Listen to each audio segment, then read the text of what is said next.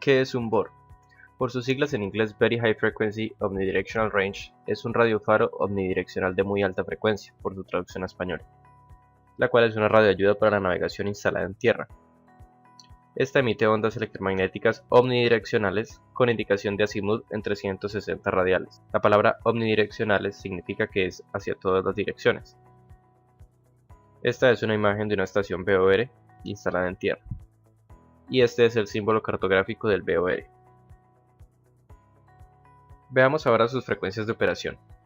Según el anexo 10 de la Organización de Aviación Civil Internacional, las frecuencias dispuestas para el uso de BORs van de 108.0 MHz a 111.975 MHz, pero en este rango de frecuencias únicamente decimales pares, ya que los impares están dispuestos para las frecuencias del ILS, el cual es un sistema de aterrizaje por instrumentos, del cual hablaremos después. Y después de 111.975 hasta 117.975 MHz se pueden utilizar todas las frecuencias. Esta corresponde a la banda VHF de Very High Frequency. Very High Frequency decimos que es una Space Wave, como habíamos dicho en el video sobre propagación de ondas. El Space Wave va de 30 MHz a 3 GHz. Recordemos cómo actúan las ondas de tipo Space Wave. Estas son ondas directas también conocidas y pueden atravesar la ionosfera, ya que se utilizan también para comunicación satelital. Igualmente, si no atraviesan la ionosfera, van en línea recta desde el transmisor hacia el receptor. Para mayor información y mayores especificaciones acerca del comportamiento de las ondas de este tipo, los invito a que vean el video sobre propagación de ondas, donde se explican los tipos de ondas y su propagación.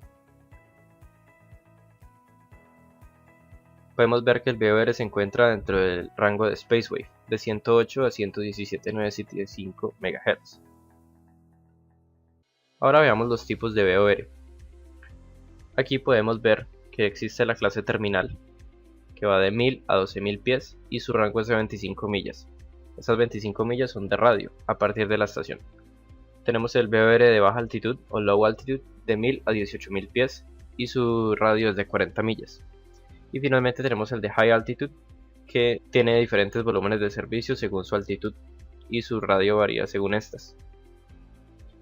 La potencia de una estación BOR es normalmente de 200 watts y está diseñada para cumplir los volúmenes de servicio. Ahora, en cuanto a volúmenes de servicio, aquí podemos ver el de mi terminal, que podemos ver la misma información que estaba en la tabla tabulada, pero ahora de forma gráfica, de 25 millas de radio y de 1000 a 12000 pies. Tenemos el de baja altitud o low altitude, de 1000 a 18000 y 40 millas de radio. Y tenemos el de high altitude, que va de 1000 a 14500 con 40 millas de radio, de 14500 a 18000 con 100 millas de radio, de 18000 a 45000 con 130 y de 45.000 a 60.000 con 100 nuevamente. Veamos ahora sus características. En cuanto a las ventajas, no se ven afectados por fenómenos eléctricos o atmosféricos como sí lo hace el NDB.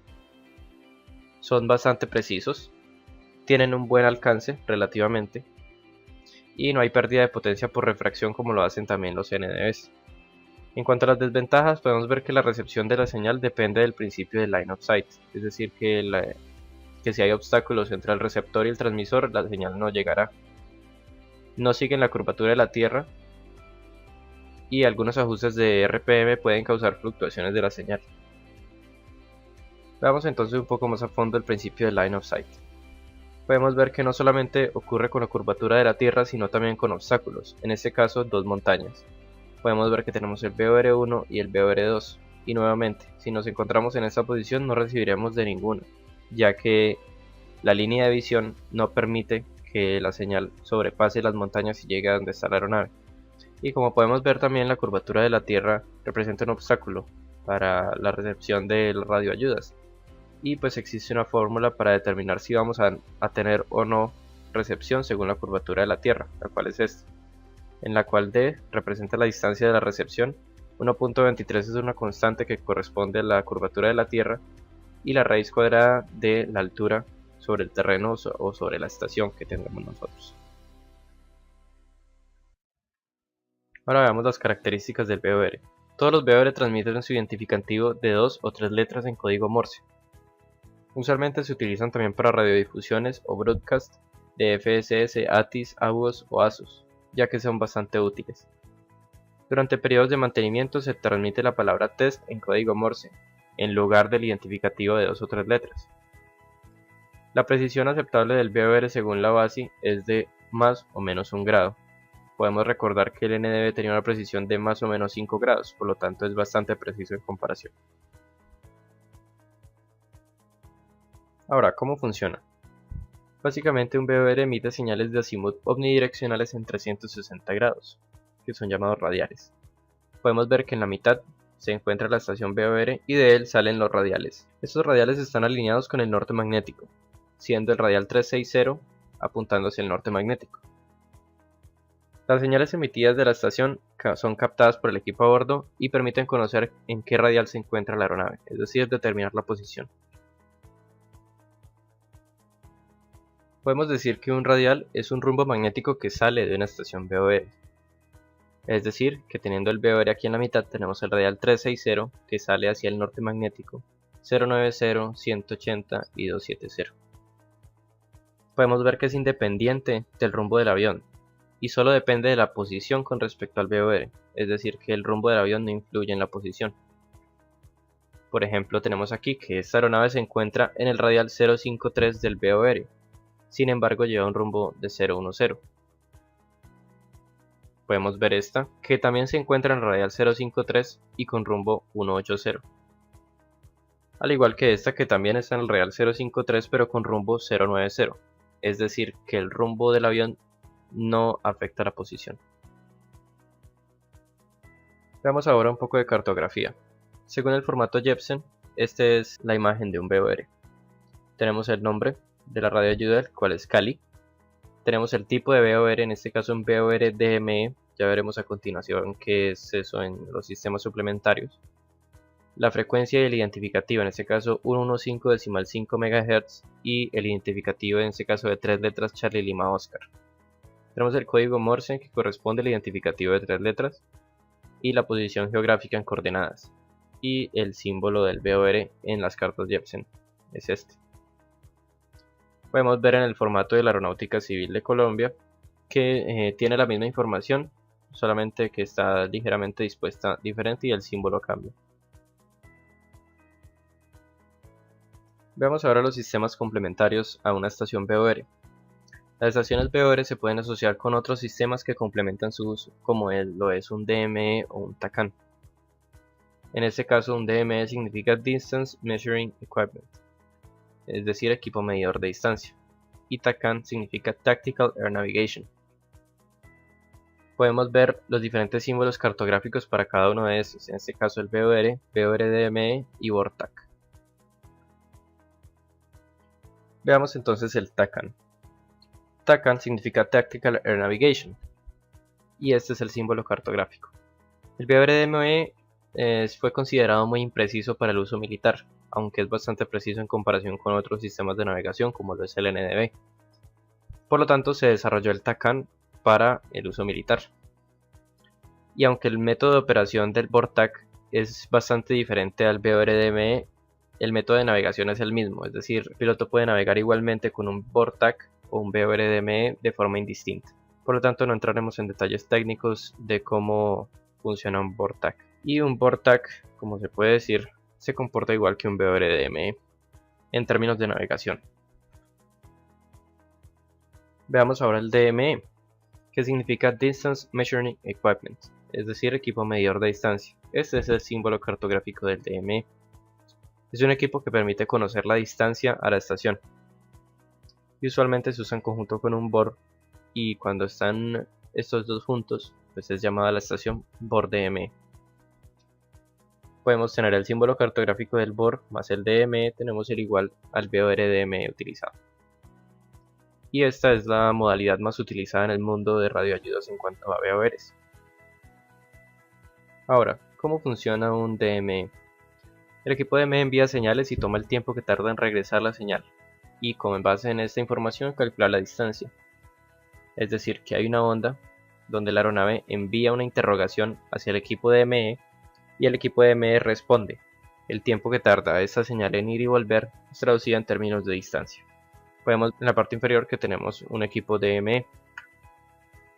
Según el anexo 10 de la Organización de Aviación Civil Internacional, las frecuencias de utilización de un DME van entre 960 MHz y 1215 MHz, bastante altas, es decir que es ultra high frequency, lo que nos dice que es una space wave, ya que va de 30 MHz a 3 GHz. Podemos ver que el DME se puede asociar con diferentes tipos de ayudas para la navegación, por ejemplo un ILS llamado ILS-DME, localizador DME, VOR-DME o el BORTAC que tiene el DME integrado en sí. Como nota, cuando el DME es utilizado en conjunto con otra radioayuda, su frecuencia se sintoniza automáticamente. Es decir, que si hablamos de un BOR-DME, no tenemos que sintonizar la frecuencia del VOR y después la del DME, sino que solamente sintonizando la del VOR vamos a obtener información de DME automáticamente. Y esto aplica para todas las dependencias que tienen un DME incluido. Ahora, algo importante para resaltar es que el DME mide la distancia oblicua entre el avión y el equipo. Es decir, que no es la distancia real sobre el terreno la que nos está dando el equipo, sino la distancia directa entre la aeronave y la estación DME. Y el error en la medición de distancia se incrementa cuando se está muy cerca de la estación y se está volando alto especialmente.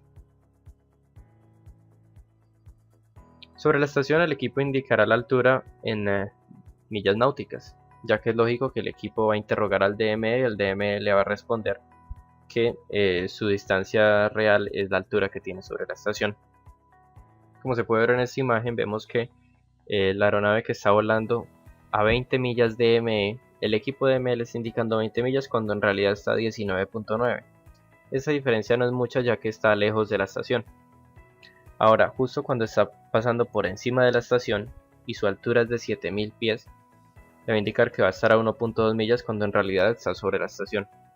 Al igual que aquí, el DME indicará 5 millas cuando en realidad está a 4.8. Realmente, aunque esto sea un error, todos los criterios para construcción de procedimientos tienen esto en cuenta, por lo tanto pues no es un problema y se puede utilizar normalmente. Por cada 6076 pies de altura sobre la estación, el DME va a indicar una milla más, justamente porque una milla corresponde a 6076 pies. En este caso, en esta tabla podemos ver que si estamos a 0 pies sobre la estación, pues nuestra indicación DME va a ser de 0. Si estamos volando a 6076 pies sobre la estación, el DME nos va a indicar 1.0, a 12152 2.0 y así sucesivamente.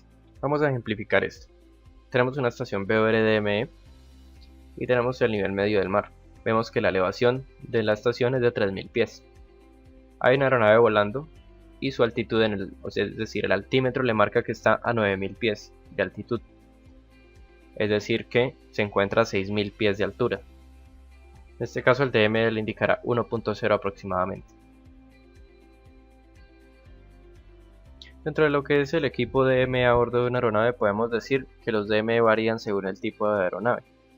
Sin embargo, muchos tienen información similar. En este caso tenemos la distancia oblicua o la distancia DME indicada, que en este caso es 34.8 millas náuticas. La velocidad hacia o desde la estación, esta también es medida con el DME, ya que si el DME es capaz de calcular la distancia, también es capaz de calcular la velocidad, es decir, la tasa a la que se está aproximando el avión a la estación. Es decir, que esta puede ser un ejemplo de la ground speed.